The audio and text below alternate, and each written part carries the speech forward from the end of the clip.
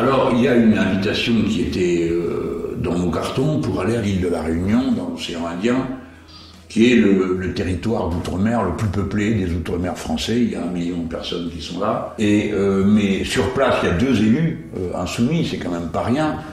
L'un est Younous Omarjee, qui est le président de la commission des régions au Parlement européen. C'est un personnage extrêmement important de la galaxie européenne. Et l'autre est le député Jean-Hugues Rappenon, qui est élu sur un programme et un territoire de pauvreté et de lutte sociale.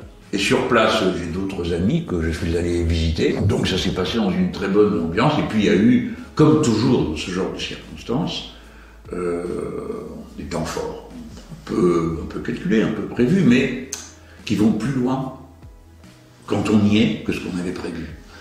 Moi, je voulais à tout prix, si j'allais à La Réunion, y aller pour le 20 décembre, parce que c'est le jour anniversaire de la date de l'abolition de l'esclavage. Et puis surtout, j'ai été invité à la mairie de Saint-Paul par Huguette Bello, maire et ancienne députée. Mais le moment était inouï. Pour une raison fort simple, c'est le lieu. D'abord, elle m'invite, on est en face de la mer. Alors moi, je mets au défi quelqu'un de rester insensible au fait d'être en face de la mer. La mer entre en vous toujours, avec ses ondes apaisantes. Et puis, on est à un endroit incroyable. À cet endroit-là, il y a eu un cyclone qui est passé. Et il a arraché la couche de terre qui se trouvait là, sur ce rivage qui est au bord d'un cimetière.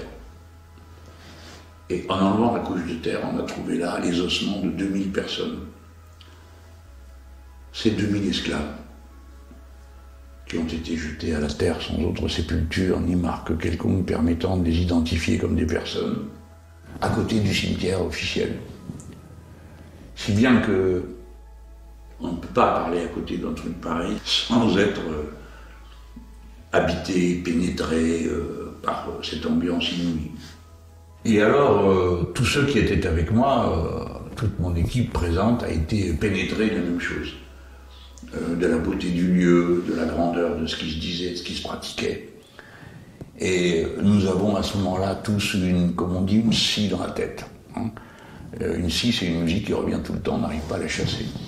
Et c'était celle de ces gamins qu'on avait vus la veille en inaugurant un site où il y avait des habitations d'esclaves. Et il y avait là une chorale de gosses qui ont chanté un hymne à la liberté. Alors c'était leur petite voix nasillarde, la prof fait comme elle a pu pour que tout ça soit harmonieux. Je ne dis pas que ça l'était tout le temps, mais il y avait un charme indépassable. C'est-à-dire que même les fausses notes passent.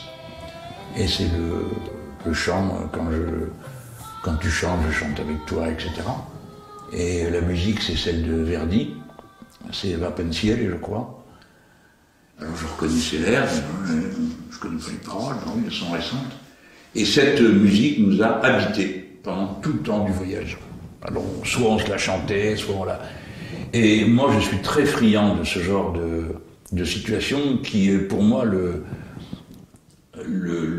cœur de l'action politique comme je la vis. J'y ai consacré ma vie entière. Ma vie politique, c'est pas l'expédition des tâches courantes. Il y en a, à expédier, et elles peuvent être pesantes. Et puis il y a ces moments de symbiose inouïe entre des scènes, des situations et des personnages.